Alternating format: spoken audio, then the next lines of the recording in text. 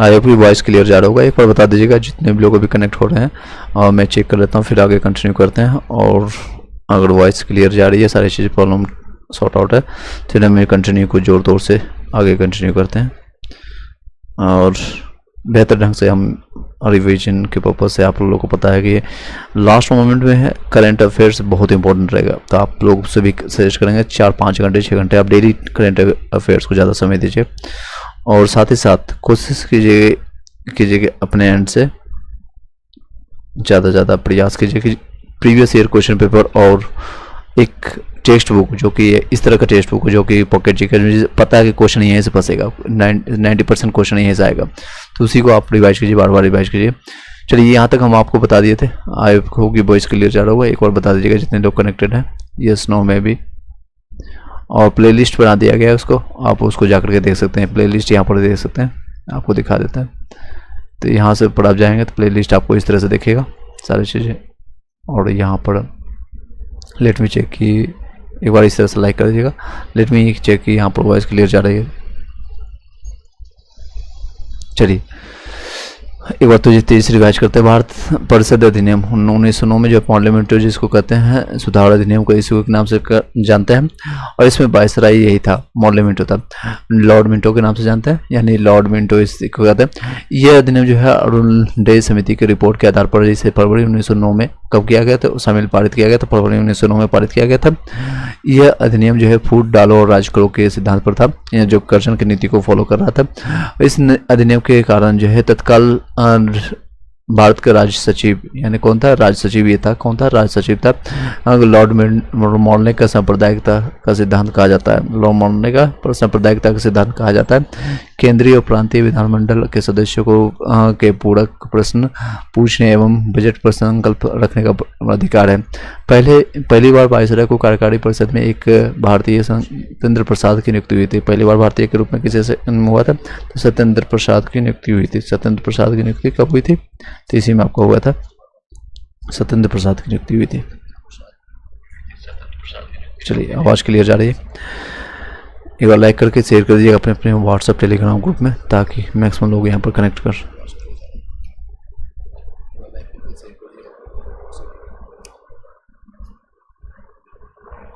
एक बार मैं शेयर कर देता हूँ, फिर आपको कंटिन्यू करें।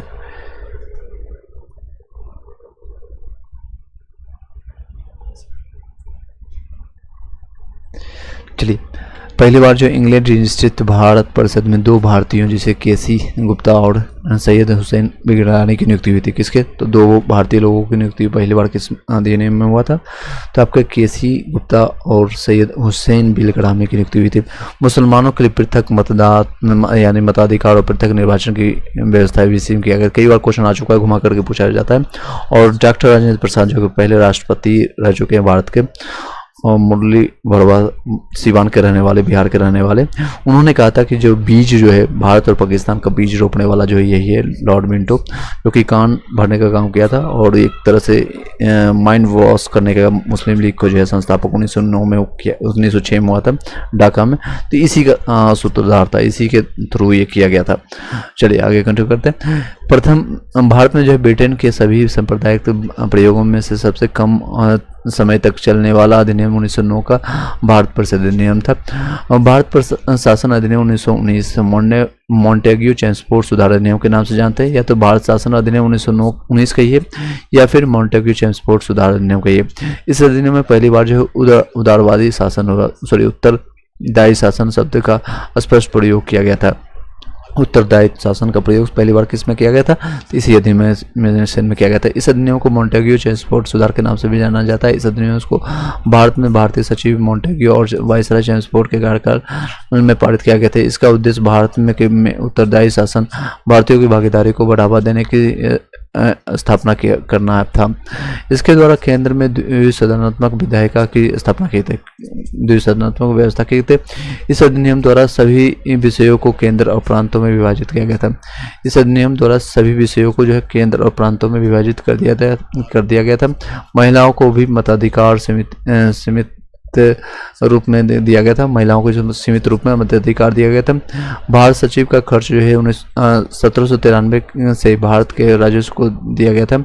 अब ब्रिटिश राजस्व से दिए जाने का प्रावधान किया गया था। आई होप कि वॉइस क्लियर जा रहा होगा सभी लोग को। एक बार जितने भी लोग कनेक्टेड हैं एक बार लाइक करके बता दीजिएगा और साथ साथ कमेंट एक कर दीजिएगा, यस नो में भी बस इतना करना है आपको, yes voice is clear now. एक बार सभी लोग यहाँ पर कमेंट बॉक्स में बताइएगा। चलिए सभी लोग को, आप लोग को हेलो।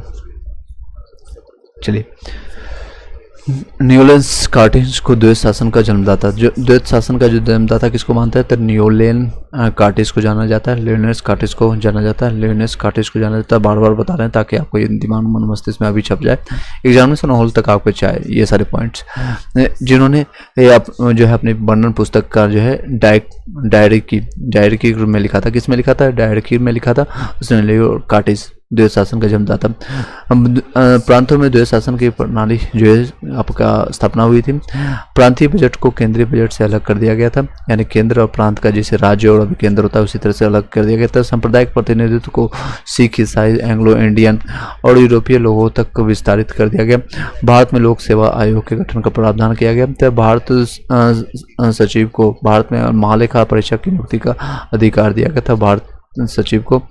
और पहली बार सीमित रूप से प्रत्यक्ष निर्वाचन और तथा संपत्ति कर शिक्षा के आधार पर सीमित मताधिकार मिला था। पहली बार द्विसदनीय व्यवस्था का प्रारंभ हुआ था। इस प्रकार भारतीय विधान परिषद के स्थान पर लोकसभा और तथा राज्यसभा का गठन हुआ था। पहली बार द्विसदनीय व्यवस्था का प्रारंभ हुआ था। इस प्रकार जो है भारतीय विधान परिषद के स्थान पर लोकसभा और राज्यसभा का गठन हुआ था। इसमें यह भी प्रावधान था कि 10 वर्ष तक एक संवैधानिक आयोग का गठन होगा जो 1919 के शासन की समीक्षा करेगा। किंतु 2 वर्ष के पूर्व ही 1927 में साइमन कमीशन का भेज दिया गया था, क्योंकि 10 वर्ष बाद 1929 में होता, 1929 में, बट 2 वर्ष पहले इसकी भेज दिया गया था।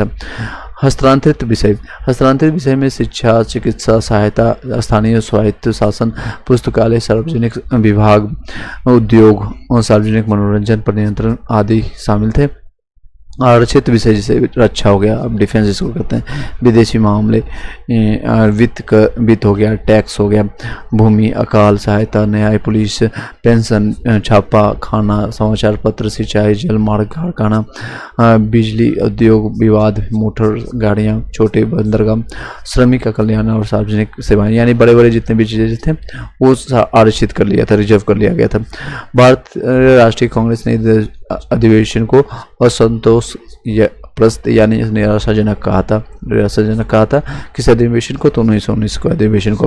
लोकमान्य तिलक ने इसे बिना सूरज का सवेरा कहा था। लोकमान्य तिलक, ये कई क्वेश्चन अगर आ जाएगा, लोकमान्य तिलक किस अधिवेशन को कहते हैं तो 1919 के अधिवेशन को, 1919 अधिवेशन या फिर मॉन्टेग्यू चैम्सफोर्ड सुधार अधिनियम भी कह सकते हैं इसको। नेक्स्ट है सुभाष चंद्र बोस, इसे कहा था इस अधिवेशन में ने जनता के लिए नवीन आपका बंधन गांठ दिए हैं, नवीन बंधन गांठ दिए हैं, तो किसने कहा था तो सुभाष चंद्र बोस ने कहा था। नेक्स्ट है भारत शासन अधिनियम 1935, भारत में द्वैत शासन पर आपको जो है समाप्त कर दिया गया था। आपको स्टार्ट हुआ था 1929 में और इसको समाप्त कर दिया था। स्टार्ट करने वाला कौन था, बंदा को मैंने अभी बताया था, याद रखने के लिए मैंने बताया था, लिनियोस कार्टिस के रूप में, लिनियोस कार्टिस। निकोलस पूर्णन, आपने क्रिकेट देखा होगा तो इससे आपको रिलेट कर सकते हैं, जो है द्वैत शासन, वो दोनों तरफ छक्का मार लेता है, ऑफ में भी और मतलब ऑफ साइड में, लेग साइड में भी। इस तरह से निकोलस पूर्णन से निलोन कार्टिस के नाम से द्वैत शासन, किसी तरह से आप याद करने के लिए हम बस बता रहे हैं। प्रांतों में द्वैत शासन समाप्त कर जो है केंद्र में द्वैत आपका जो है शासन प्रणाली लागू किए गए थे। द्वैत शासन आपको समाप्त कर जो है केंद्र में जो है द्वैत शासन प्रणाली लागू की। यह अधिनियम भारत में पूर्ण उत्तरदायित्व सरकार के गठन में मील का पत्थर साबित हुआ। सांप्रदायिक निर्वाचन प्रणाली का विस्तार करते हुए इसमें दलित जातियों, महिलाओं और मजदूरों को शामिल किया और मताधिकार का विस्तार किया गया। लगभग 10% जनसंख्या को मत का अधिकार मिला था इसमें। भारत में मुद्रा और साख का नियंत्रण के लिए भारतीय रिजर्व बैंक यानी कि भारतीय रिजर्व बैंक RBI, जिसको अभी वर्तमान में कहते हैं, की स्थापना की गई थी। कब की गई थी, 1935 के अधिनियम यानी भारत शासन अधिनियम में ही आपका था, देख सकते हैं कब किया गया था। इस अधिनियम द्वारा 1937 में संघीय न्यायालय की स्थापना हुई। संघीय न्यायालय यानी केंद्र और संघ जो है आपका प्रांत के जो है एक साथ मिलेगा, इसको संघीय न्यायालय के नाम से जानते हैं। इस अधिनियम द्वारा बर्मा को, यानी बर्मा जो है उसमें इंडिया का पार्ट था लेकिन इसको अब हटा दिया गया। बर्मा को जो है अभी म्यांमार के नाम से जानते हैं। बर्मा को ब्रिटिश भारत से अलग कर दिया गया था। बर्मा कब हुआ था भारत? 1935 अधिनियम के तहत ही क्वेश्चन आता है। और ये कब हुआ था? तो 1935 के अधिनियम में ही किया गया था। और दो नए प्रांत सिंध और उड़ीसा का निर्माण हुआ था। 1 अप्रैल 1936 को जो है बिहार से अलग हट करके उड़ीसा बना था इसी नियम आपका जो है शासन अधिनियम, भारत शासन अधिनियम के तहत। इस अधिनियम द्वारा जो है 11 राज्यों में से 6 बंगाल, जिसे आपका हो गया मुंबई हो गया, मद्रास, बिहार, संयुक्त प्रांत और असम में द्विसदनात्मक व्यवस्था शुरू की गई थी। यानी 2 सदन यहाँ पर चलेगा, द्विसदनात्मक व्यवस्था चली गई थी। इस अधिनियम में 14 भाग हुए, 321 धाराएं और 10 अनुसूची थी। केंद्र और इकाइयों के बीच में शक्तियों का विभाजन 3 सूचियों में किया गया था। 3 जो है जिसे संघ सूची आपको जिसमें 59 विषय थे। राज्य सूची आपका जो है 49 विषय है। और समवर्ती सूची जिसको कहते हैं केंद्र और राज्य दोनों साथ में मिलकर करेंगे, उसमें 36 विषय शामिल थे। तो आप याद रखिएगा कौन कौन सा है, जिसमें संख्या में यानी सिर्फ संघ जिसको कहते हैं, केंद्र जिसको कह सकते हैं, तो उसमें कितने विषय हैं? तो 59 और राज्य में 59, 49 इससे 5 कम है और 36 है आपका जो है टोटल समवर्ती दोनों साथ में, जैसे आपका शिक्षा हो गया, रोड हो गया, ये दोनों मिलाकर करते हैं।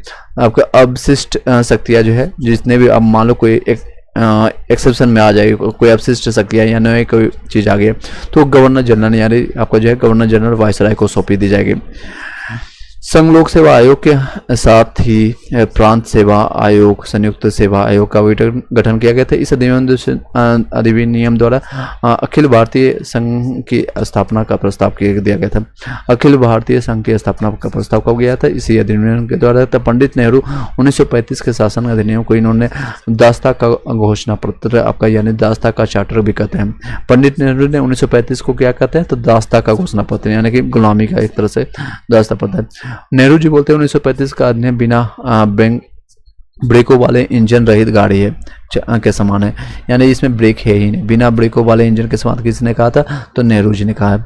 मोहम्मद अली जिन्ना कहता है पूर्णतः सड़ा हुआ, मूल रूप से बूढ़ा, बिल्कुल अस्वीकृत है। यानी कि अपने तरह से वो अपने जिस तरह से वो पूर्णतः उनकी जो मृत्यु होती है, आप लोग को भली बात पता होगा, स्टोरी मैंने लास्ट क्लास में बताया है। तो उनकी बॉडी भी सड़ गई थी, उसी तरह से उन्होंने बोलते हैं पूर्णतः सड़ा हुआ, मूल रूप से बूढ़ा हुआ, बिल्कुल अस्वीकृति। किसका करना है? तो ये आपका 1935 अधिनियम से उनको कहते हैं। कौन कहता है? तो कायदे आजम के नाम से जाने जाने वाले मोहम्मद अली जिन्ना। मदन मोहन मालवीय के शब्दों में कहता है ये एक्ट ऊपर से लोकतांत्रिक, अंदर से खोखला है। ये अपने देखिए इनके शब्दों में ही पता चल रहा है कि कौन कितना सड़ा हुआ, कौन अच्छे इंसान है। तो मदन मोहन मालवीय जो कि BHU के संस्थापक थे, 1916 में जो है आपका BHU बनाया था, बनारस हिंदू यूनिवर्सिटी, बनारस हिंदू यूनिवर्सिटी के। तो ये आपका ये एक्ट जो है ऊपर से लोकतांत्रिक है यानी अच्छा, लेकिन अंदर से खोखला। एक कहावत भी आप लोगों ने सुना होगा, ऊपर से वीटपाट अंदर से मुक्कामा घाटी, उसी तरह से है ये आपका भारतीय स्वतंत्रता अधिनियम 1947 आता है। ब्रिटिश शासन समाप्त कर 15 अगस्त 1947 को 2 डोमिनल राज्यों भारत और पाकिस्तान की स्थापना हुई। वायसराय पद समाप्त कर गवर्नर जनरल पद का सृजन किया गया। भारत का गवर्नर जनरल लॉर्ड माउंटबेटन को पाकिस्तान का गवर्नर जनरल मोहम्मद अली जिन्ना को बनाया गया था। तो क्वेश्चन आता है उसमें कि अंतिम गवर्नर जनरल भारत का कौन है? तो लॉर्ड माउंटबेटन। और पाकिस्तान का कौन बनता है? तो जिन्ना। भारतीय रियासतों का अधिकार था वो तो ताकि भारत और पाकिस्तान में सम्मिलित हो सके या स्वतंत्र रहे, उन लोगों को मौका मिला था। दोनों डोमिनल राज्यों को अपना संविधान बनाने, किसी अन्य देश का संविधान अपनाने या किसी ब्रिटिश कानून को निरस्त करने का अधिकार हुए ब्रिटिश स्वतंत्रता अधिनियम को भी निरस्त कर सकते थे। दोनों ही राष्ट्रों को ब्रिटिश राष्ट्रमंडल से अलग होने की स्वतंत्रता थी। मतलब ब्रिटिश उसमें भी सोचता कि चलो ये आप तो फूट डालो राजनीति कर ही रहे हैं। पहले तो बांग्लादेश से हमने बिहार को डिवाइड किया, फूट डालो राजनीति किया 1905 में कर्जन के द्वारा, और फिर पार्लियामेंट ने बीज डाल दिया आपको मुस्लिम लीग को अलग करके। फिर उसके बाद आता है माउंटबेटन, तो पाकिस्तान को डिवाइडेड किया गया।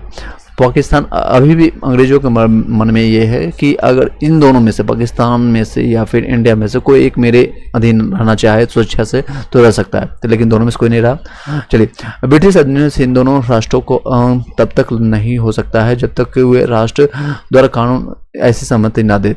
दोनों राष्ट्रों को यह अधिकार था कि संविधान के निर्माण या क्रियान्वयन तक के वो अपने संविधान सभा बना सकते थे। यानी वो ऊपर से देख रहे थे और अपना कानून बनाने के लिए, लॉ बनाने के लिए ये उनको मौका मिल गया था। भारत सचिव पद समाप्त कर इनकी सभी शक्तियां राष्ट्रमंडल मामलों का राज्य सचिव को सौंप दी गई थी। नए संविधान के लागू होने तक संविधान सभा की विधानसभा के रूप में कार्य करेगी। शासन 1935 के अधिनियम के अनुसार चलेगी। इसके अंतर्गत शाही उपाधि भारत का सम्राट पद समाप्त कर दिया गया था। 1935 के अधिनियम के अनुसार विधानसभाएं कार्य करेगी। बंगाल एवं पंजाब को 2 भागों में विभाजित किया गया। माउंटबेटन योजना के बाद संविधान सभा में 299 सदस्य ही रह गए थे और 229 ब्रिटिश प्रांतों में और 70 जो है देसी रियासत से थे। ये दोनों मिलाकर के देखेंगे तो 299 सदस्य बने थे। संविधान सभा में सर्वाधिक सदस्य जो है 55 संयुक्त प्रांत से, संयुक्त प्रांत जो अभी वर्तमान में आपको उत्तर प्रदेश मानते हैं। देसी रियासतों में सर्वाधिक आपके सदस्य जो है मैसूर थे। देसी रियासतों में सर्वाधिक स्वतंत्रता आपका जो अधिनियम 1947 के कम्युनिस्ट पार्टियों ने दास्तां का घोषणा पत्र कहा था। भारतीय स्वतंत्रता अधिनियम 1947 को कम्युनिस्ट पार्टी ने क्या बोला था? दास्तां का घोषणा पत्र। अब संविधान का निर्माण के बारे में चर्चा करेंगे। नेक्स्ट टॉपिक है, एक बार सभी लोग अपना जितने लोग अभी जुड़े हुए एक बार लाइक करके शेयर कर दीजिएगा। आने वाले जितने भी एग्जामिनेशन है BPSC 71 से लेकर के सभी जगह ये हेल्पफुल रहेगा ये सीरीज। एक बार सभी लोग बता दीजिएगा जितने लोग हैं, कोई डाउट है, कोई क्वेश्चन है। और यहाँ तक अभी तक मैंने पॉलिटी का या फिर हिस्ट्री का जो भी कंप्लीट करवाया है, प्ले लिस्ट बना हुआ दिया गया, वहाँ से आप जाइए, उसको देखिए, पूरा आप यूज कीजिए अपने एंड से। यहाँ से देख सकते हैं सारी चीज़, आप इसको लाभ उठा सकते हैं। चलिए सीधे टॉपिक पर चलते हैं, टाइम न वेस्ट करते हुए।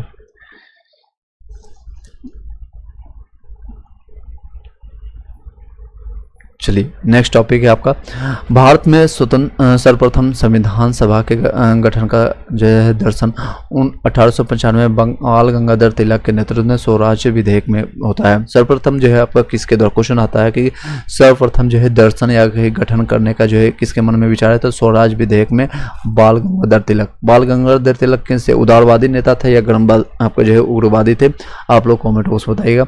1922 में गांधी जी ने अपनी पुस्तक यंग इंडिया, 1922 में आपको जो है 1922 में यानी 1922 में गया का अधिवेशन हुआ था। आप लोग बताइए गया का अधिवेशन कहाँ पर हुआ था? सॉरी मतलब बिहार में, गया जो कि वर्तमान नाम आप गया जी कर दिया गया। तो गया जी में यानी कि गया में उसके अध्यक्ष कौन थे? ठीक है, अध्यक्ष कौन थे?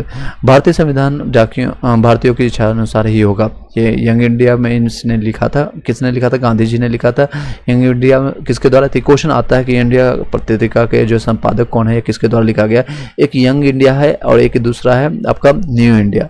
तो न्यू इंडिया किसके द्वारा लिखा गया था? न्यू इंडिया 1916 में लिखा गया था। न्यू इंडिया बताइएगा। एक लेडीज के द्वारा है जो कि पहली आपको मैं हिंट दे देता हूँ, वो फर्स्ट फीमेल कांग्रेस अध्यक्ष है। आप लोग कांग्रेस अध्यक्ष बनी थी, फर्स्ट फीमेल यानी महिला। आप लोग कमेंट बॉक्स में बताइएगा। चलिए, साइमन कमीशन भारत में व्याप्त परिस्थितियों को जांच करने और उन पर अपना प्रतिवेदन प्रस्तुत करने के लिए 7 सदस्य इस सभी जो है गैर भारतीय संवैधानिक आयोग पर नियुक्त किया गया था, जिसमें कोई भी भारतीय था नहीं, सभी जो गैर भारतीय थे, जिसके अध्यक्ष जो थे जॉन साइमन थे। आयोग का गठन 1927 में किया गया था। आयोग 1937 में रिपोर्ट पेश की गई थी। रिपोर्ट में था द्वैध शासन की समाप्ति होगा, प्रांतों में उत्तरदायी शासन की वृद्धि होगी, सांप्रदायिकता निर्वाचन पद्धति रखना होगा, आपका संघीय व्यवस्था के प्रारंभ की सिफारिश की गई थी। इस आयोग में सभी अंग्रेज थे, इसलिए भारतीयों ने इसका विरोध किया था। साइमन गो बैक के नारे लगाए गए थे। इससे पर जो है लॉर्ड बैकलहेड ने भारतीयों को संविधान निर्माण बनाने की आपको जो चुनौती दे दिया था। किसने दिया था? एक क्वेश्चन आता है कि चुनौती किसने दिया था भारतीयों को कि आपका कोई जो है बना करके दिखाओ, अपना संविधान तो बना करके दिखाओ, तुम राज करना चाहते हो, स्वतंत्रता चाहते हो, तो कुछ औकात है तुम्हारी में। इस तरह से उन्होंने कौन ललकारा था भारतीयों को? तो लॉर्ड करना नहीं चाहिए, कुत्ता जो है यानी कि लॉर्ड बैकलहेड है। लॉर्ड बैकलहेड ने क्या कहा था? तुम्हें चुनौती दिया था आपका संविधान निर्माण करने के लिए। भारतीयों को में संविधान बोध नहीं है, वो कहता था कि भारतीयों को संविधान का बोध नहीं है। मोतीलाल नेहरू ने इस आपका चुनौती को स्वीकारा किया, जो कि और नेहरू रिपोर्ट प्रस्तुत की। कमीशन की सिफारिशों पर विचार करने के लिए ग्लोबल में सम्मेलन आयोजित किया गया था। तो इन्होंने रखा था, हैडर ने बोला था अगर आप लोग कोई भी एक संविधान बना देंगे और उसमें 100% स्वीकृति मानी जाएगी आप लोग के ही थ्रू, आप इंडियन के ही थ्रू, तो उसको स्वीकार किया जाएगा। अगर कोई भी उसको अस्वीकार करता है किसी भी कारण से, XYZ रीजन से, तो उसको हम हटा देंगे। तो नेहरू रिपोर्ट जो प्रस्तुत किया गया था जवाहरलाल नेहरू के पिता के थ्रू, जवाहरलाल नेहरू के पिता यानी मोतीलाल नेहरू के थ्रू, उसको ही नेहरू जी ने अस्वीकार कर दिया था अपने मतों के थ्रू। तो देख सकते हैं नेहरू की रिपोर्ट के बारे में जानते हैं। 1928 में बम्बई सर्वदलीय सम्मेलन में भारत के संविधान के सिद्धांत निर्धारित करने के लिए एक समिति का गठन किया गया था, जिसके सभापति अध्यक्ष जो थे आपका मोतीलाल नेहरू जी थे। इस समिति ने अपनी रिपोर्ट 10 अगस्त 1928 को पेश किया। इसे नेहरू रिपोर्ट कहते हैं, अपने ही नाम पर रखा था टाइटल नेहरू रिपोर्ट का। ये जवाहरलाल नेहरू नहीं लगाना है, मोतीलाल नेहरू इनके पिता थे। यह भारतीयों द्वारा संविधान बनाने की दिशा में प्रथम प्रयास था। पहला प्रयास किसके द्वारा किया गया था? मोतीलाल नेहरू के द्वारा। औपचारिक रूप से संविधान सभा के विचार का प्रतिपादन सर्वप्रथम मानवेंद्र नाथ रॉय 1934 में के द्वारा गया था।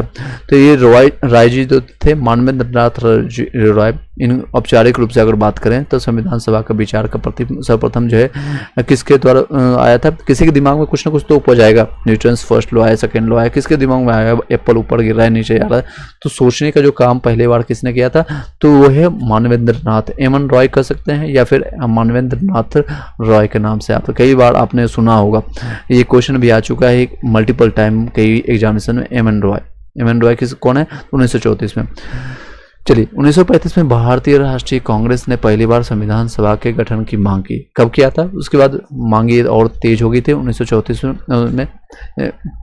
1938 में कांग्रेस के तरफ से संविधान सभा की मांग करते हुए जवाहरलाल नेहरू ने कहा कि भारत का संविधान बिना किसी बाहरी हस्तक्षेप के ऐसी संविधान द्वारा बनाया जाना चाहे जो वयस्क मताधिकार के आधार पर निर्वाचित हो। तो ये इनका कथन था। तो 1938 में जो है जवाहरलाल नेहरू के द्वारा कहा गया था। और 1938 में जो आपका अधिवेशन कौन कर रहे थे? तो आपका सुभाष चंद्र बोस कर रहे थे, अध्यक्ष कौन थे? उसके बाद हरिपुरा का अधिवेशन हुआ था 1934 में। आप लोग को पता है कि वहां से प्रभु सीतामढ़ैया को जो है गांधी जी के सदस्य थे और सुभाष चंद्र बोस के बीच में हुआ था इलेक्शन, और सुभाष चंद्र बोस जीत जाते हैं। तो गांधी जी बोलते हैं कि ये मेरी हार है और एक मुट्ठी में से कांग्रेस से बड़ा आपका संविधान जो है आपका संघ बना करके दिखाऊंगा। तो इसमें फिर हरिपुरा मतलब गांधी जी के बीच और सुभाष चंद्र बोस के बीच में मतलब मतभेद होने के कारण, मनभेद था, मतभेद कर सकते हैं। तो मतभेद होने के कारण उन्होंने सोचा कि गांधी जी को कष्ट हो रहा है, यानी कि मन से दुखी हैं, तो उन्होंने रिजाइन दे दिया। उसके बाद राजेंद्र प्रसाद उसको नेतृत्व करते हैं। बीपीएससी में क्वेश्चन आया भी है। चलिए आगे कंटिन्यू करते हैं। अगस्त प्रस्ताव 1940। यहाँ तक किसी को डाउट है कि किसी को क्वेश्चन है, मैं एक्स्ट्रा फैक्ट के साथ बता रहा हूँ ताकि आपको एग्जामिनेशन हॉल तक याद रहे सारी चीज़ें। अगस्त प्रस्ताव 8 अगस्त 1940 को आता है। इसके अध्यक्ष कौन थे ये याद रखिएगा, बहुत इंपॉर्टेंट है। ये आपका लॉर्ड लिनलिथगो अगस्त प्रस्ताव की अध्यक्षता के समय कौन था? अध्यक्ष थे लॉर्ड लिनलिथगो की अध्यक्षता में भारत भेजा गया। इस प्रस्ताव में कहा गया कि भारत में संविधान सभा का गठन द्वितीय विश्व युद्ध की समाप्ति के बाद किया जाएगा। यानी कि लॉलीपॉप पकड़ा रहे थे कि आपको फर्स्ट वर्ल्ड वॉर की तरह, जिसे 1914 से 1918 के बीच में गांधी जी बहुत सारे लोगों को अंग्रेजों के प्रति जो है लड़ाई के लिए भेजा था, उसी तरह सोच रहे थे कि कुछ एक और लॉलीपॉप देंगे 1940 में और 40 में, ताकि भारतीय हमारे तरफ से लड़ाई करें और हम वर्ल्ड वॉर जो है जीत जाए, यानी विश्व युद्ध जीते हैं। उसके बाद फिर भारतीयों को फिर से कुछ ना कुछ पकड़ा देंगे। तो लेकिन इन्होंने अब होशियारी कर दिया, कांग्रेस वालों ने अब सबल हो चुके हैं, क्योंकि गरम दल और नरम दल और कई लोग जो है सुभाष चंद्र फॉरवर्ड ब्लॉक की स्थापना कर चुके थे। तो काफ़ी तरह से वो जापान और जर्मनी भी काफ़ी तरह से, हिटलर काफ़ी तरह से उनको अंग्रेजों को कूटा था, जो कि आर्थिक रूप से वो लोग सबल नहीं हो पाए थे। उसमें आर्थिक रूप से जो है निर्बल हो चुके थे, आर्थिक रूप से निर्बल हो गए थे, इकोनॉमिकली क्राइसिस हो चुका है इंग्लैंड को। तो आखिर रूप से फिर लास्ट में जो है भारत को आज़ाद करके भागना पड़ा। चलिए इंपॉर्टेंट पॉइंट है, इसको देखें।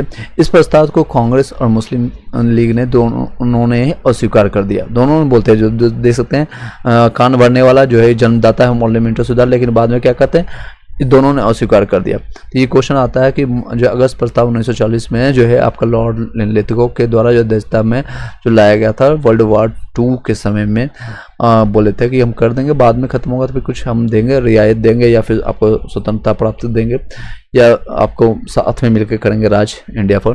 तो बोले दोनों तरह कांग्रेस और मुस्लिम ये दोनों मेन रूप से पूरे इंडिया पर लीड कर रहा था, तो दोनों ने अस्वीकार कर दिया।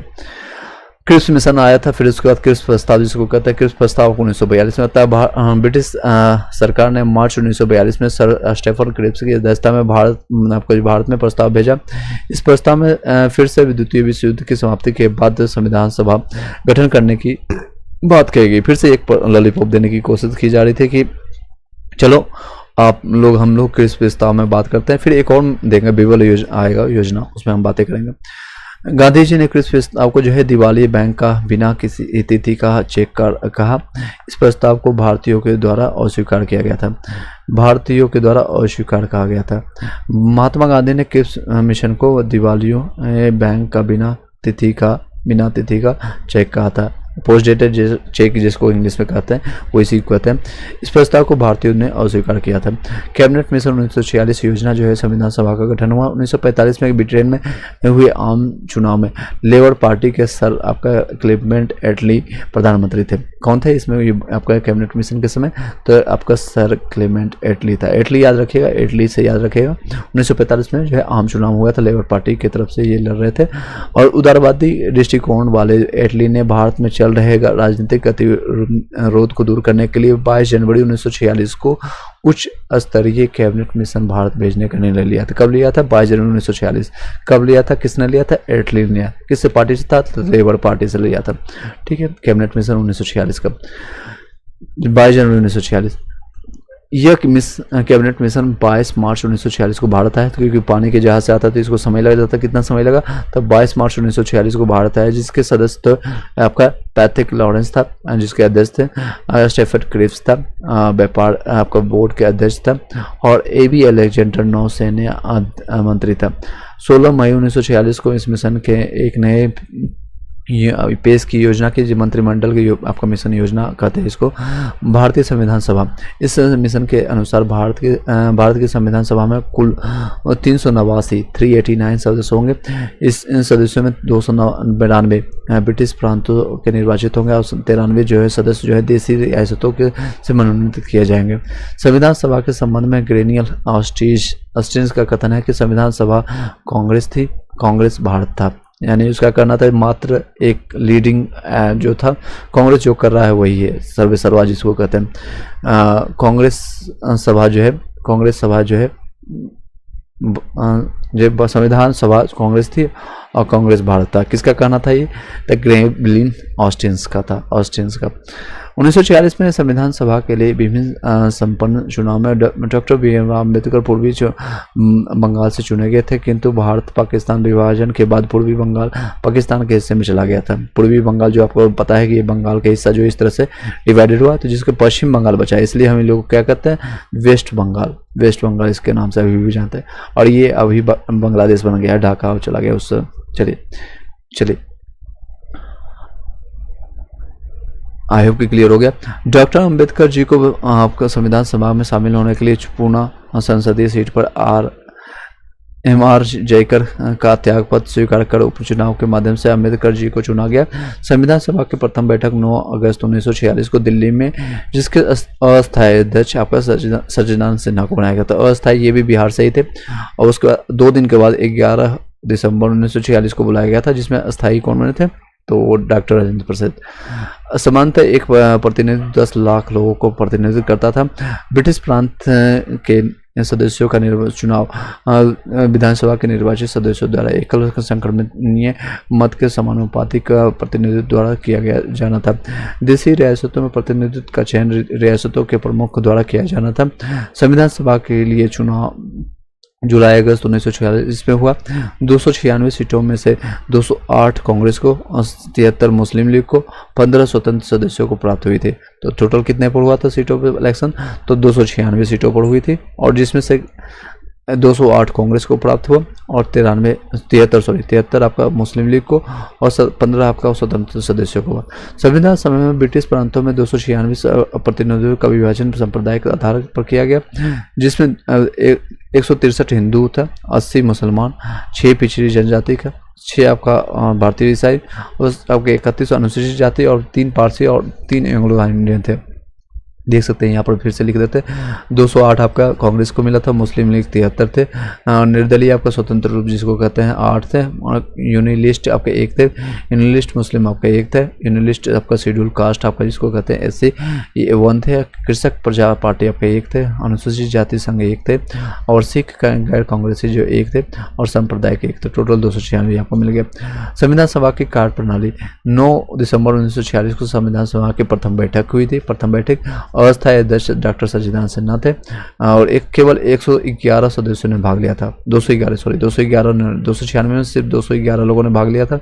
मुस्लिम लीग ने बैठक का बहिष्कार किया था, यानी 73 सदस्य तो यहीं से गायब हो गए थे, 73 सदस्य यहीं से गायब हो गए थे, 73 सदस्य, और कुछ जो है जो स्वतंत्र थे वो भी भाग नहीं लिए थे। दूसरी बैठक जो है 11 दिसंबर यानी 2 दिन के बाद 1946 को डॉक्टर राजेंद्र प्रसाद को जो है अस्थाई जो है परमानेंट जिसको कहते हैं अध्यक्ष चुना गया था। BN राव को संवैधानिक सलाहकार नियुक्त किया जाता है। संवैधानिक सलाहकार किसको? तो BN राव। ये क्वेश्चन आ चुका है।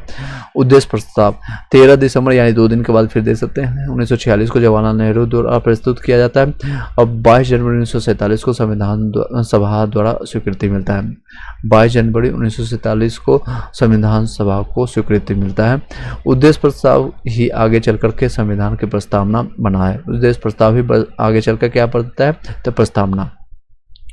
उद्देश्य प्रस्ताव की स्वीकृति के बाद संविधान सभा के संविधान निर्माण हेतु 8 बड़ी समितियों या अन्य कई छोटी समितियों का गठन किया गया।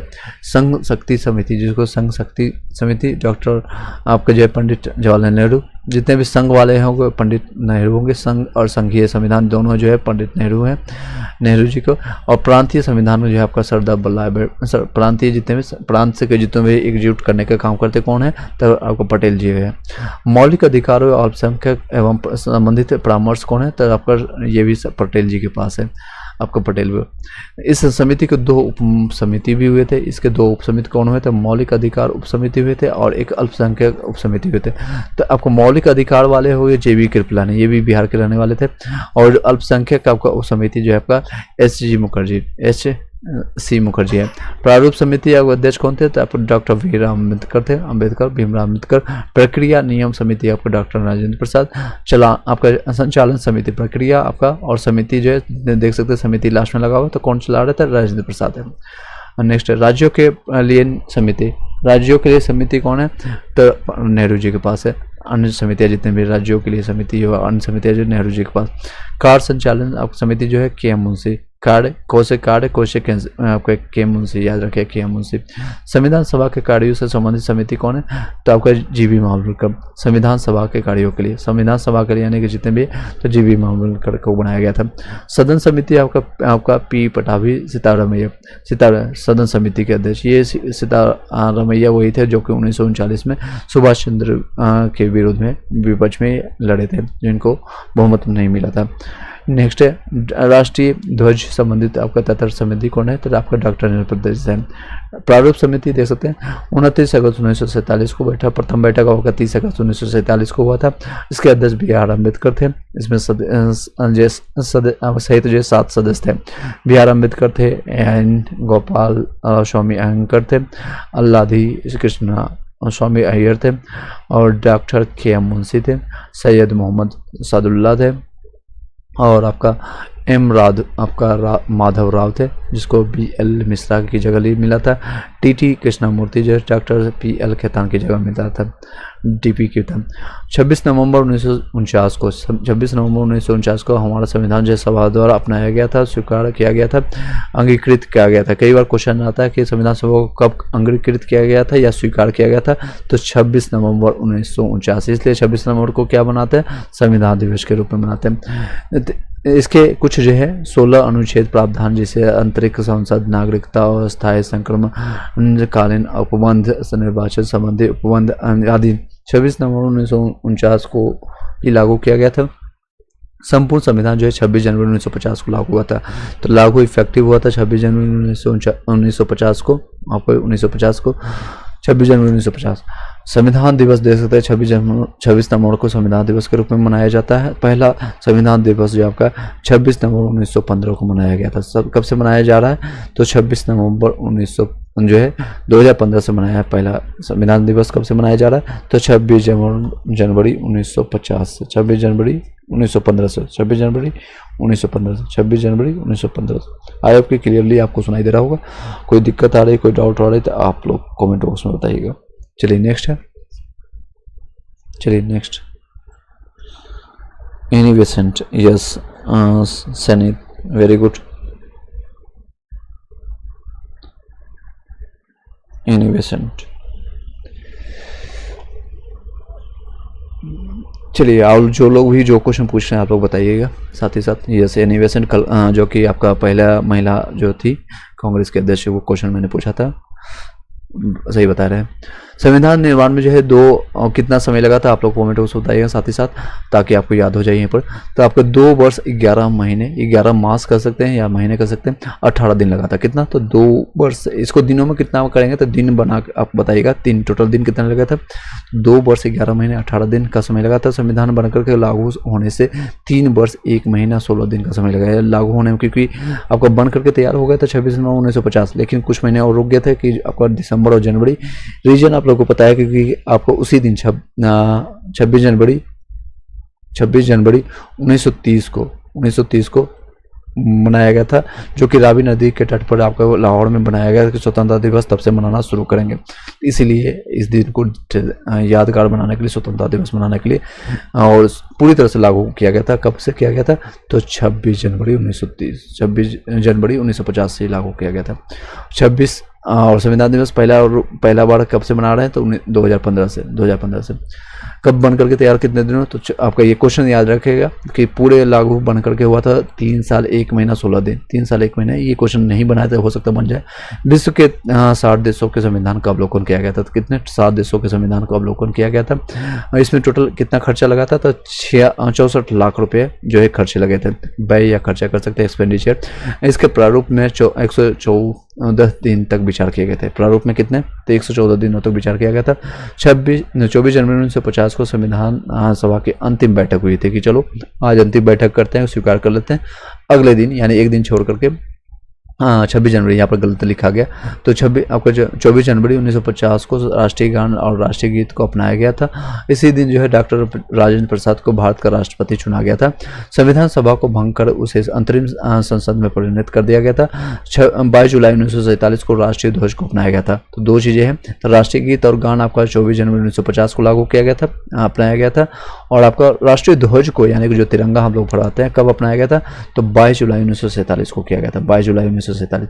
संविधान सभा में कुल जो है 15 महिलाएं सदस्य थी, जिसमें से अधिकतर कांग्रेस की थी। अंगीकृत करते समय जो है केवल 8 महिलाएं ने हस्ताक्षर किया था। कुछ लोग कोई मृत्यु भी हो गई थी, कई लोग यहाँ छोड़ भी चले चुके थे, तो इसलिए मात्र 8 लोगों ने साइन किया था। टोटल 15 लोगों ने भाग लिया था और 8 लोगों का साइन जब अंतिम रूप से बनकर तैयार हो गया। तो देख सकते हैं कई लोग, जब आप म्यूजियम में देखेंगे, सबसे पहले साइन किया गया था डॉक्टर राजेंद्र प्रसाद, फिर जवाहरलाल नेहरू, बाकी मंत्रियों ने किया था। तो डॉक्टर जवाहरलाल नेहरू जो है कार्यकारी परिषद के उपाध्यक्ष थे। आपका राष्ट्रमंडल संबंध और विदेशी मामले इनके पास था, यानी विदेशी मामले जिसको कहते हैं अभी, जैसे शंकर अभी विदेश मंत्री है। सरदार वल्लभ भाई पटेल गृह और सूचना और प्रसारण मंत्री इनके पास था। गृह यानी होम मिनिस्टर जिसको कहते हैं अभी, जैसे अमित शाह हैं। और जॉन मिथाई। डॉक्टर राजेंद्र प्रसाद खाद्य और कृषि, बिहार में खाद्य और कृषि ही अभी तक वही है सबसे ज़्यादा, तो इनको याद करना ज़्यादा कठिन है आप लोग के लिए। राजेंद्र प्रसाद जो है राष्ट्रपति के साथ साथ इनके पास खाद्य और कृषि था। जॉन मिथाई को आपका उद्योग और आपूर्ति मंत्री यानी इंडस्ट्रियलाइजेशन जॉन मिथाई को दिया गया था। जगजीवन नाम से पता चला है राम यानी श्रम के लिए श्रम मंत्री थे। श्री राजा गोपालाचार्य को शिक्षा और कला दिया गया था। शिक्षा और कला किसको दिया था, तो आपका शिक्षा और कला। सरदार बलदेव सिंह नाम से पता चल रहा है, बल यानी देव होगा, तो सर रक्षा के लिए इनको दिया गया था रक्षा मंत्री। आसफ अली को रेलवे और परिवहन मंत्री, ये क्वेश्चन कई बार आ चुका है, रेलवे और परिवहन मंत्री किसको दिया गया, तो आसफ अली को मिला गया था। और नेक्स्ट है अब्दुल निस्तार, डाक और वायु दिया गया था, डाक और वायु के लिए। लियाकत अली खान वित्त मंत्री दिया गया, तो फाइनेंस। और CH भाभा जिसको कहते हैं होमी जहांगीर भाभा के नाम से जानते हैं, ये खदान और ऊर्जा के मंत्री जो है आपका।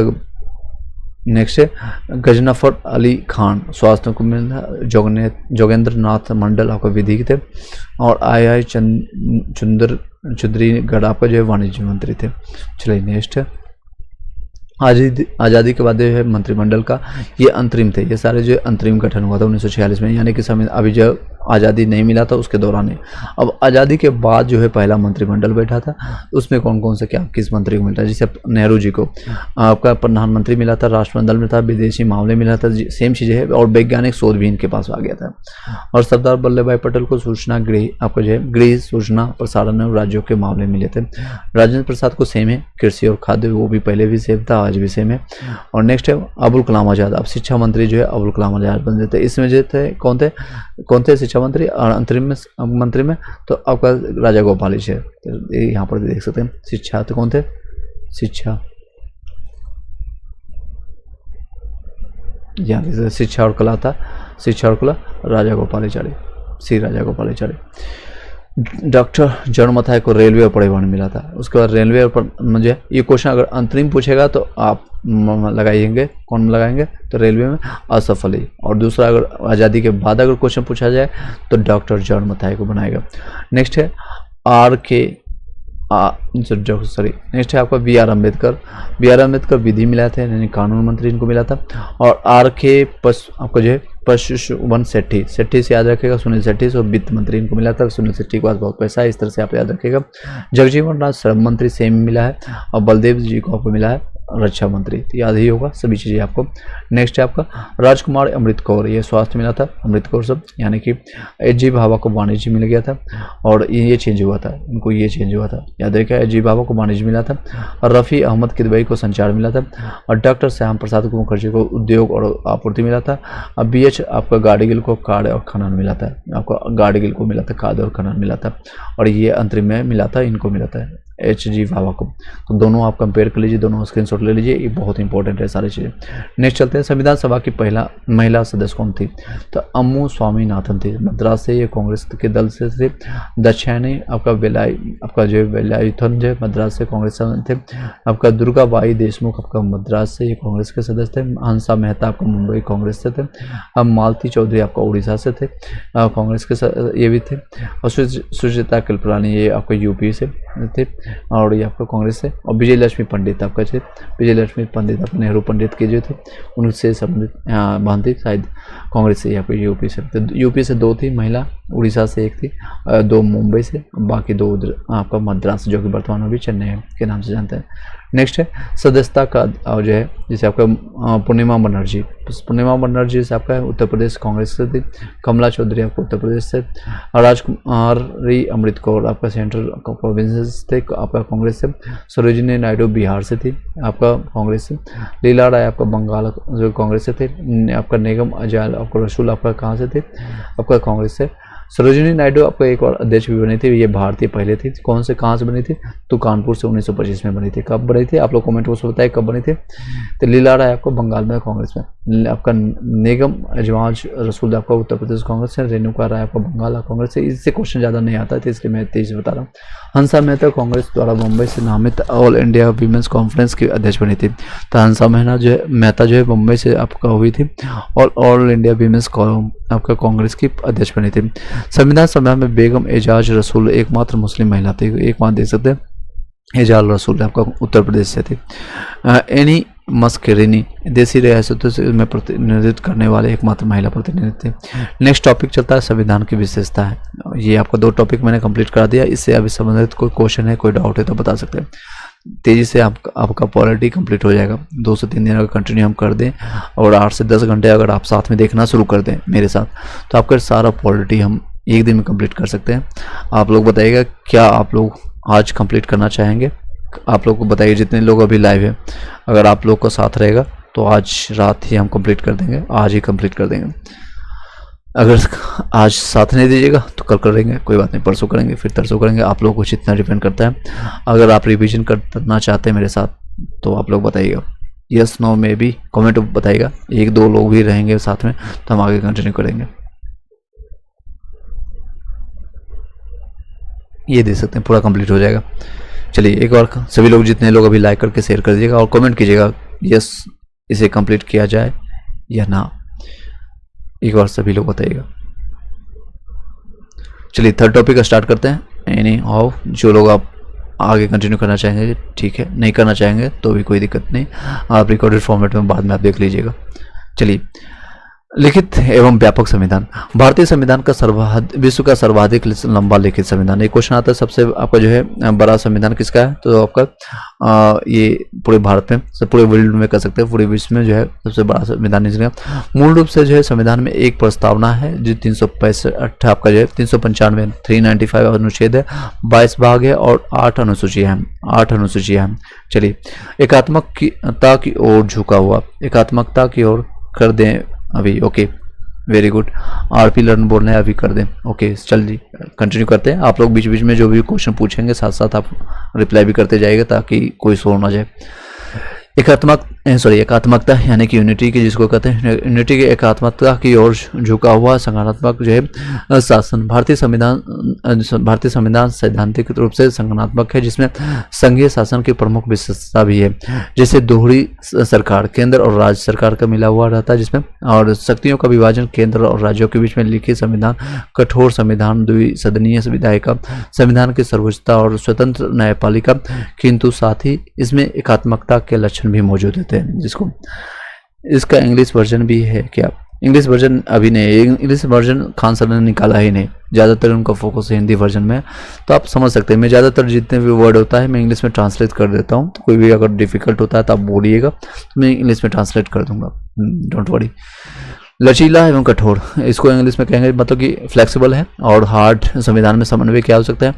जितने भी आप लोगों को, चाहे इंग्लिश वाले मीडियम हो, हिंदी मीडियम वाले, even I have completed all the degrees और all the things in English medium, but आप लोग के कारण मैंने, ओके थैंक यू, चलिए मोस्ट वेलकम जी। मैंने सभी चीज़ों को हिंदी में पिछले 2-3 सालों से आपको बताते मेरा भी हिंदी और इंग्लिश दोनों पर पकड़ बन गई है, कर सकते हैं। लचीला और कठोर संविधान में समन्वय दे सकते हैं। नम्न या लचीला जिसको कहते हैं संविधान, अनन्य यानी कि अघन्य कर सकते हैं, जिसको तोड़ना है, अनन्य जिसको तोड़ना है, कठोर संविधान जिसको कह सकते हैं। ब्रिटिश संविधान नग्न संविधान का उदाहरण है, क्योंकि वहाँ संविधान में संशोधन की प्रक्रिया वही है जो साधारण कानूनों के निर्माण में अपनाई जाती है। ब्रिटिश संविधान के विपरीत अमेरिकी संविधान अनन्य यानी कठोर जिसको कहते हैं, यानी हमारा जो संविधान है फ्लैक्सीबल है, लचीला है, जिससे फ्लैक्सीबल जिसको कहते हैं। इंग्लिश वर्ड में बोल देता हूँ आपको, हिंदी में आप लोग समझते होंगे भली बात है। चलिए, क्योंकि यहाँ जो है, यहाँ संविधान में संशोधन के लिए विशेष प्रक्रिया अपनाई जाती है। भारतीय संविधान नग्नता यानी जैसे कई वर्ड हिंदी में डिफिकल्ट रखता है, यानी इसको लचीला है और कठोर आपका का मिला जुला रूप है, यानी कहीं कहीं आपको फ्लेक्सिबल मिलेगा, कहीं कहीं आपको हार्ड भी मिलेगा, क्योंकि यहाँ संविधान में संशोधन के लिए दोनों ही प्रक्रिया अपनाई जाती है। इस संविधान के कुछ अपबंध तो संसद द्वारा साधारण बहुमत से संशोधित किए जा सकते हैं, जबकि कुछ विषयों में संशोधन के लिए संसद के विशेष बहुमत और राज्यों के अनुसमर्थन की आवश्यकता होती है। कि मतलब राज्यों के अनुसमर्थन यानी राज्यों के जो है भी मंत्री हो, उनके द्वारा जो है सहमति, उनकी समर्थी जरूरत है। संसदनात्मक व्यवस्था, संसदनात्मक जो है आपका संसदनात्मक व्यवस्था आपको भारत में संसदीय व्यवस्था को ब्रिटेन से लिया गया था। तो क्वेश्चन आता है यानी संसदीय जो व्यवस्था कहाँ से लिया गया, तो क्वेश्चन आता है ब्रिटेन से। ब्रिटेन जो है जिसके हम गुलाम थे, कहाँ से ग्रहण किया था, तो संसद में संसदीय व्यवस्था कहाँ से लिया था, संसदीय व्यवस्था आपका लिया गया था ब्रिटेन से आपका लेजिस्लेटिव। नेक्स्ट है संसदीय शासन में कार्यपालिका अपने कार्यों के लिए व्यवस्थापिका के प्रति उत्तरदायी होती है। लोकतांत्रिक गणराज्य जिसका अभिप्राय होता है, यानी जिसका मतलब होता है भारत का राष्ट्र प्रमुख वंशानुगत न होकर के जनता द्वारा प्रत्यक्ष या अप्रत्यक्ष रूप से निर्वाचित होता है, जिसे अभी लोकतंत्र यानी जनता का शासन जिसको कह सकते हैं। अभी वर्तमान में बिहार से अगर आप होंगे तो देख सकते हैं बार बार ये प्रशांत किशोर जी का कहना होता है कि आप अपने बच्चों के लिए वोट दीजिए। आपने लालू के बेटों के लिए वोट दिया है, लालू के लिए दिया है, जंगल राज के लिए दिया है, या फिर कुर्सी कुमार के लिए वोट दिया है, यानी मंत्री को देख करके पहले वोट दिया जाता था, मोदी के चेहरे को देख करके वोट दिया जाता था। तो अब उसको छोड़ करके अपने जनता के लिए, यानी जनता आप है, आप अपने लिए या आने वाले भविष्य में आपके बच्चे जो कि आपके आने वाले भविष्य वो बनेंगे, वो भी एक जनता का ही पार्ट होगा, तो अपने जनताओं के लिए वोट दीजिए। वो अपने बात के कर रहे हैं, ये लोकतंत्र की बात कर रहे हैं, जिसका अभिप्राय होता है भारत का राष्ट्र जो है प्रमुख वंशागुणत ना होकर के, जैसे अभी वंशागुणत चलने की कोशिश कर रहे हैं लालू का बेटा या कोई भी, आप किसी भी पार्टी से हो, मैं किसी पार्टी के पक्ष या प्रतिपक्ष में बातें नहीं कर रहा हूँ, मैं एक एग्जाम्पल के तहत आपको समझाने की कोशिश कर रहा हूँ। प्रत्यक्ष या अप्रत्यक्ष रूप से निर्वाचित होते हैं, नो डाउट। मौलिक अधिकार जो इसको कहते हैं फंडामेंटल राइट्स, आपका मौलिक आपका जो है संविधान द्वारा नागरिकों को कुछ मौलिक अधिकार दिया गया, उसको फंडामेंटल राइट्स दिया गया था। वे प्रदान होंगे जो व्यक्ति के व्यक्तित्व के विकास के लिए आवश्यक होता है, तथा जो सरकार के मनमानी पर रोक लगा सकती है, यानी अभी जो मनमानी कर सकते हैं, जैसे बीपीएससी अभी मनमानी करती है। बीपीएससी 70 में आप लोगों ने देख रखा है कि किस तरह से मनमानी किया गया था, और एक तरह से 4 जनवरी वाले जो एग्जाम दिए होंगे और जो 13 दिसंबर वाले एग्जामिनेशन देने वाले, तो दोनों में डिफरेंस था। दोनों के क्वेश्चन पेपर को लेवल पता चल गया था उनको, 4 जनवरी वाले को, उसमें सिलेक्शन 20% का हुआ, एक तरफ से 6% का हुआ, तो इस तरह से होता। तो भारतीय संविधान द्वारा नागरिकों को कुछ मौलिक अधिकार भी प्रदान किए गए जो व्यक्ति के व्यक्तित्व यानी पर्सनालिटी के विकास के लिए, डेवलपमेंट के लिए, विकास के लिए आवश्यक होता है, जो सरकार के मनमानी पर रोक लगाते हैं। मौलिक अधिकार राज्य के विरुद्ध नागरिकों के दावे हैं। नीति निर्देशक तत्व, नीति निर्देशक तत्व न्यायालय के माध्यम से प्रभावित नहीं किया जा सकता है, किंतु इन्हें देश के शासन के लिए मूलभूत आपका समझा जाता है। नीति निर्देशक तत्वों की संकल्पना जो है कहाँ से लिया गया, तो क्वेश्चन यही आता है कि कहाँ से। इसको मैं समझा भी रहा हूँ, साथ साथ बता भी रहा हूँ, तो थोड़ा टाइम लग रहा है, अदरवाइज मैं सीधे एक लाइन में कंप्लीट कर दूँ कि क्वेश्चन क्या आता है। ये कहाँ से लिया गया है, तो आपको आयरलैंड से। इसका मतलब क्या होता है, इसका जो है शासन से कोई मतलब नहीं है, बट इसका एक तरह से आपका न्यायालय से कोई भी आपका जो है मतलब नहीं है, फिर भी देश के शासन के लिए मूलभूत ये समझा जाता है। तो कहाँ से लिया गया था, आयरलैंड से लिया गया। आयरलैंड मूल कर्तव्य हमारा जो है फंडामेंटल ड्यूटीज क्या है, इसको इंग्लिश में वर्ड में आपको बताते जा रहा हूँ, जो भी है आरपी लर्न आप लोग को समझ आ रहा होगा, बता दीजिएगा। अगर कोई अभी तक कोई भी वर्ड आपको समझ नहीं आया हो तो मैं उसको इंग्लिश में ट्रांसलेट करने की कोशिश करूंगा। मूल संविधान में मौलिक कर्तव्यों का प्रावधान नहीं था। मूल जो है किसमें, मूल संविधान में नहीं था। इन्हें जो है 42वें संविधान संशोधन यानी बाद में उसको जोड़ा गया था। कई लोग जैसे आपके मम्मी पापा के 2 बच्चे हैं और एक और बच्चा बाद में ऐड ऑन हो गया, या फिर आपके पापा जो है गोद ले लिए किसी को तो बाद में ऐड किया गया, तो इसी तरह 3 भाई बहन हो गया आप, इसी तरह से आप ऐड कर सकते हैं। जो है मूल संविधान में इसको जब आपका बनाया गया था उसमें आपका नहीं था प्रावधान। इन्हें 42वें संविधान संशोधन द्वारा किसके द्वारा, जो सरदार स्वर्ण सिंह समिति के अनुशंसा पर जोड़ा गया था। ये क्वेश्चन आता है कि मूल कर्तव्य किस संविधान संशोधन के तहत जोड़ा गया था, 42वें संविधान संशोधन तो किसके द्वारा किया गया था, तो सरदार स्वर्ण सिंह समिति के अनुशंसा पर जोड़ा गया था। नीति निर्देशक तत्वों की भांति ही ये न्यायालय द्वारा परिवर्तनीय नहीं है, न्यायालय में इसका कोई भी नहीं सुना जाएगा। पंथ निरपेक्ष राज्य, पंथ निरपेक्ष राज्य से तात्पर्य है कि राज्यों का अपना कोई धर्म नहीं होता है। राज्य जो कह सकते हैं कि कोई भी नहीं कह सकता है कि जैसे आपका यूपी का एग्जाम्पल है, सर जी आप क्या करते हो, मैं ऑलरेडी टीचर हूँ। ओके, 42वें संविधान संशोधन, वेरी गुड, 1976 में ओनली किंग। चलिए, ऑलरेडी टीचर हूँ। आप लोग को मेरे प्रीवियस वीडियो आप देख सकते हैं, अगर आप वर्तमान में कुछ भी आप पिछले 3-4 सालों से देख सकते हैं, तो मैं ऑलरेडी सिलेक्टेड हूँ, तो जो भी समय मिलता है आप लोग को देने की कोशिश करता हूँ। चलिए, पंथ निरपेक्ष राज्य से तात्पर्य है कि राज्य का अपना कोई धर्म नहीं होता है, वरन वो धर्म आपको जो है धार्मिक आधार पर नागरिकों के साथ आपका भेदभाव नहीं करता। यद्यपि पंथ निरपेक्ष शब्द जो है संविधान के प्रस्तावना 1942वें संविधान संशोधन 1976 जो ऑलरेडी ओनली किंग ने अभी मेंशन किया गया। Okay, thank you so much. एकीकृत स्वतंत्र एवं निष्पक्ष न्यायपालिका, एकीकृत से तात्पर्य है कि न्याय व्यवस्था में सर्वोच्च न्यायालय शीर्ष है। भारत में न्यायालय का एक तंत्र आपका जो केंद्र के साथ साथ राज्यों को पर लागू होता है। एकीकृत यानी जो भी चीजें अगर लागू होता है, जैसे आपका चलिए जैसे आप लोग एक जीएसटी लगाएं, तो जीएसटी आपको केंद्र में भी लगेगा और राज्य से भी, उसकी सहमति से लगेगा, दोनों से आपका जो है एक तरह से आपका जो कर सकते हैं।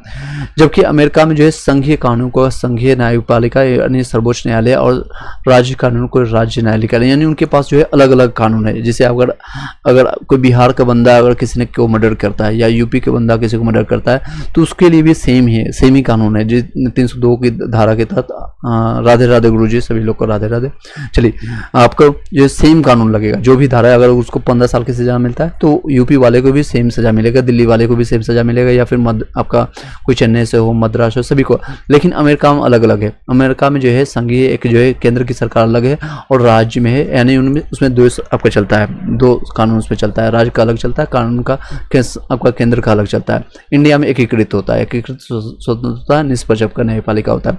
संविधान द्वारा न्यायपालिका को कार्यपालिका विधेयिका से स्वतंत्र एवं अलग रखने का प्रयत्न किया गया। इसे हेतु अनेक प्रावधान किए गए, जिससे आपका न्यायाधीशों की कार्य की सुरक्षा, न्यायाधीशों के वेतन भत्ते, अन्य खर्चे, संचित निधि पर आपको भारित, न्यायाधीशों के कामकाज पर न्यायाधीश आपको विधायिका में चर्चा पर रोक, न्यायिक अवमानना पर दंड देने की ये शक्ति, सुविधाओं में लाभकारी परिवर्तन नहीं, सेवानिवृत्ति के बाद अदालत में कामकाज पर रोके, संसदीय संप्रभुता एवं न्यायिक सर्वोच्चता में समन्वय। भारत में संसदीय व्यवस्था में ब्रिटेन, या कहाँ से लिया गया, मैंने ऑलरेडी बताया ये कहाँ से लिया गया, संसदीय व्यवस्था, संसदीय याद रखिएगा, ब्रिटेन से लिया गया था, ब्रिटेन से लिया गया था। जबकि न्यायपालिका सर्वोच्च न्यायालय का सिद्धांत जो है अमेरिका से ग्रहण किया गया था। तो ये दो चीज़ें आप याद रखिएगा। संसदीय आपका कहाँ से लिया गया था, तो ब्रिटेन से लिया गया। न्यायपालिका याद आ जाएगा तो आपको ये लिया गया था अमेरिका से। न्याय के रूप में आप देख सकते हैं डोनाल्ड ट्रंप का, आपने देखा हुआ डोनाल्ड ट्रंप का, या जो भी चीज़ें हैं, तो वो ज़्यादा अपने आप को एक कर सकते हैं, अपने आप को ज़्यादा होशियार समझने की कोशिश करता है, तो इस तरह से आप याद कर सकते हैं। और नेक्स्ट चीज़ें, लेकिन वो ज़्यादा होशियार है नहीं। इन दोनों जो है व्यवस्थाओं को अपनाने है तो आपको भारतीय परिस्थितियों के अनुसार जो है संतुलन बनाने का प्रयास करता है। ब्रिटिश संसद ने के विपरीत भारतीय संसद आपका संप्रभु नहीं है। ब्रिटिश संसद के जो है विपरीत जो है भारतीय संसद जो है संप्रभु नहीं है।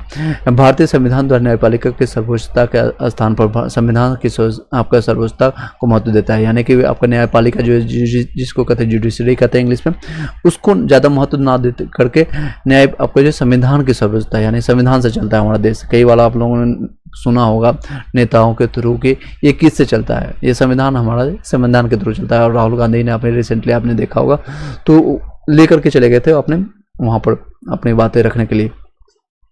चलिए आगे कंटिन्यू करते हैं। 21 के संदर्भ में भारतीय संविधान में विधि द्वारा स्थापित प्रक्रिया का उल्लेख है, अर्थात जो है संविधान में लिखित विधि सर्वोच्च है, जबकि अमेरिका में विधि के समयक आपका प्रक्रिया का उल्लेख है। विधि के समयक आपका प्रक्रिया का क्या होगी, इसकी व्याख्या का अधिकार न्यायपालिका को होगा। न्यायिक पूर्वावलोकन की व्यवस्था। न्यायिक पूर्वावलोकन का तात्पर्य है कि न्यायपालिका के संवैधानिक की जांच की जा सकती है तथा संविधान के विरुद्ध पाए जाने पर न्यायालय ऐसे कार्यों को अवैध घोषित कर सकता है। एकल नागरिकता। अमेरिका जो है, अमेरिका संविधान के विपरीत जो है भारतीय संविधानों को एकीकृत अपनी एकहरी नागरिकता प्राप्त है। एक ही नागरिकता, जैसे आपका आधार कार्ड है, आधार कार्ड जो है आपका इंडिया में कहीं भी आपका वैलिड है, एक ही। इसी तरह से कहीं भी आप चाहे एक आप अंडमान निकोबार के हो या कन्याकुमारी से हो या बिहार से, यूपी से, कहीं से भी हो, आपको पूरी जगह आपका एक इसके विपरीत है। जब अमेरिका में जो अलग अलग आपका जैसे राज्य का अलग बनेगा और पूरे अमेरिका का सेंट्रल का अलग जो बनता है। नेक्स्ट है वन वोट वन, जैसे आपका वन वोटर कार्ड आप लोगों ने सुना होगा, या फिर एक वोट या फिर एक राशन कार्ड आपने, एक इंडिया वन वोट आपका इस तरह से सुना होगा। इसी तरह से आपका बनता है, बट अमेरिका में अलग तरह से होता है। सार्वभौमिक आपका व्यस्क मताधिकार। आपका भारतीय संविधान द्वारा नागरिकों को बिना किसी भेदभाव के आपका सार्वभौमिक मताधिकार का प्रदान किया जाता है, यानी कि अगर आप 18 साल के हैं और आपका कोई भी जन्म कहीं भी हो, आपका किसी भी जाति से हो, किसी भी धर्म से हो, आपको समान अधिकार। अगर आपने वोट दिया है तो आपके वोट की संख्या एक ही काउंट होगा, चाहे आप गरीब हो, अमीर हो, अंबानी हो या फिर आप भिखारी हो, कोई उससे फर्क नहीं पड़ता है। तो ये आपका जो है समान आपका जो सार्वभौम मताधिकार का मिलता है। एक क्वेश्चन आप लोग से पूछते हैं, बता देगा वोट देने का अधिकार जो है आपका 18 यानी पहले 21 साल से 18 वर्ष की संविधान संशोधन के तहत कब से किया गया था, आप लोग बताइएगा जो लोग अभी कंटिन्यू देख रहे हैं। यह अल्पसंख्यकों को अपने हितों की रक्षा के लिए करने का अवसर है। जितने अल्पसंख्यक लोग हैं आपका, जिसे SC ST लोग कहते हैं, या कमजोर या पिछड़े वर्गों की लोकतंत्र में भागीदारी के माध्यम से उनमें आशा की नई उम्मीद जगता है। ये आपका समानता मिलता है।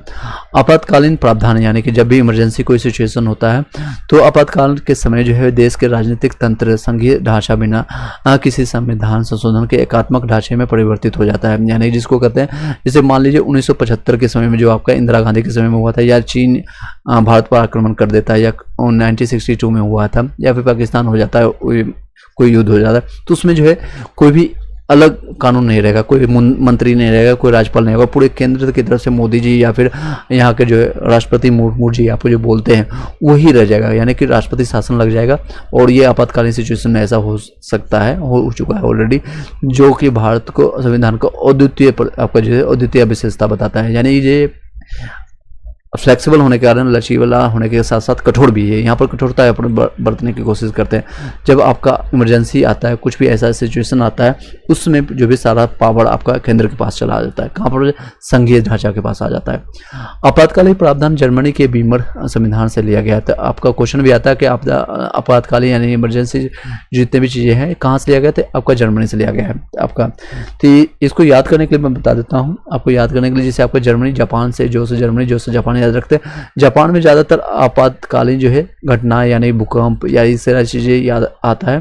तो ये इमरजेंसी की सिचुएशन कहाँ से? तो जो से जर्मनी याद रखेगा, जापान, जर्मनी याद नहीं, जापान नहीं याद रखेगा बट जर्मनी याद रखेगा। हमारे संविधान के 18 भाग में जो है, भाग किस में? तो इसमें मेंशन भी किया गया, किस संविधान में मेंशन किया गया? तब भाग 18 में आपात उपबंधों का वर्णन किया गया था। कहाँ पर किया गया था?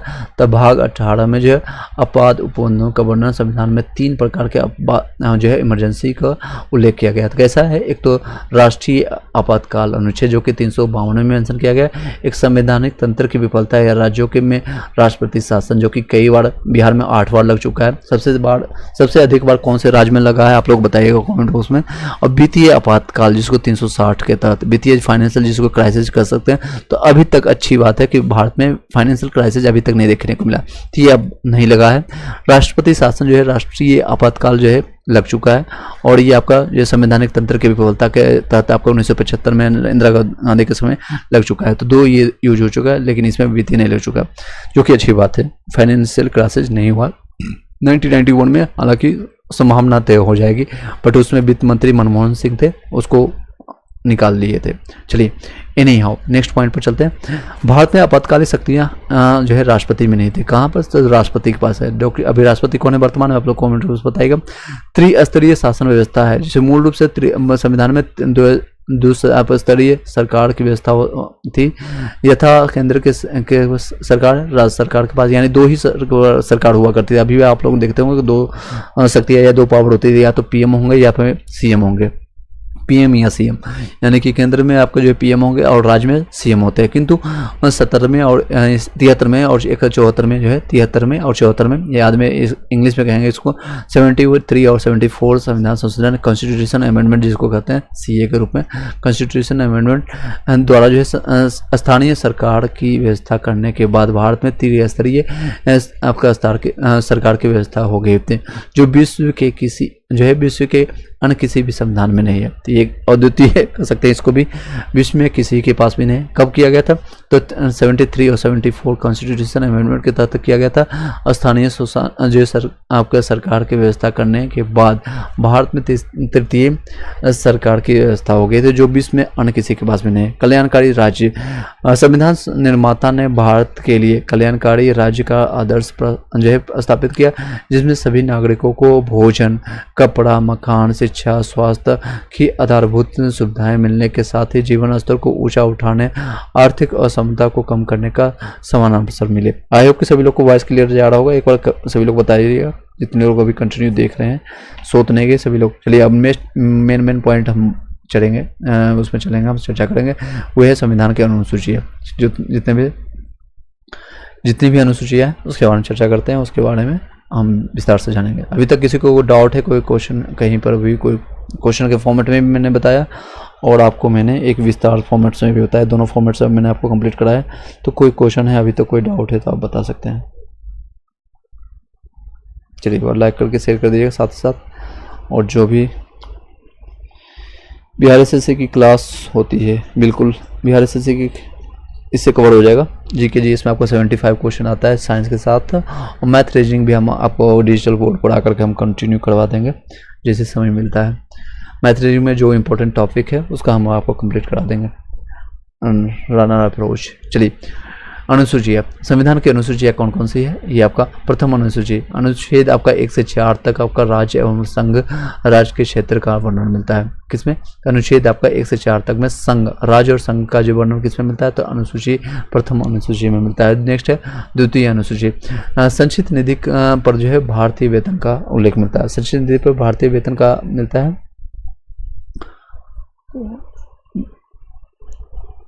चलिए प्लीज़ बताइएगा बिहार एसएससी की क्लास कब होती है? ओके, कब होती है? आप लोग एक बार लाइक करके शेयर कर दीजिएगा अपने वीडियो को और बेल घंटी दबा लीजिएगा। कब होती है टाइमिंग हमें, क्योंकि ऑलरेडी हम वर्किंग है तो हमारे पास टाइम नहीं होती है, तो जब भी हम समय आता है आपको मिल जाएगा इन्फॉर्मेशन।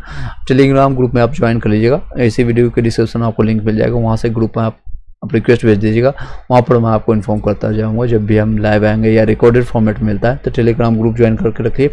व्हाट्सएप ग्रुप में भी आप रिक्वेस्ट भेज दीजिए, वहाँ से आपको मैं ऐड कर लूँगा। ठीक है, तो समय की सीमा कोई नहीं है, 24/7 आप स्टूडेंट है। अगर आप कोई वर्किंग नहीं गए, कोई भी आपके पास कोई समय की पाबंदी नहीं है, तो 24/7 आप पढ़ाई कीजिए। जब तक आपको जॉब नहीं लगता है तो आप लेबर की तरह आप समझिएगा, आपको 24 घंटे में से 14 घंटा 15 घंटा आपको खुद के लिए मेहनत करना है, खुद को एक ज्ञान वर्जन के लिए, ज्ञान प्राप्त करने के लिए कहीं से भी मिलता है, फ्री ऑफ कॉस्ट मिलता है, कहीं कोर्सेज लेकर के 100-200 रुपये मिलता है, तो आप लेकर के, आपका मकसद है अभी सिर्फ और सिर्फ एक मकसद है कि ज्वाइनिंग लेटर लेना, पहला जॉब प्राप्त करना। जब एक ज्वाइनिंग लेटर मिल जाता है, JN मिल जाता है, आपके घर पर आ जाता है या फिर आपके पास ऑनलाइन या ऑफलाइन माध्यम से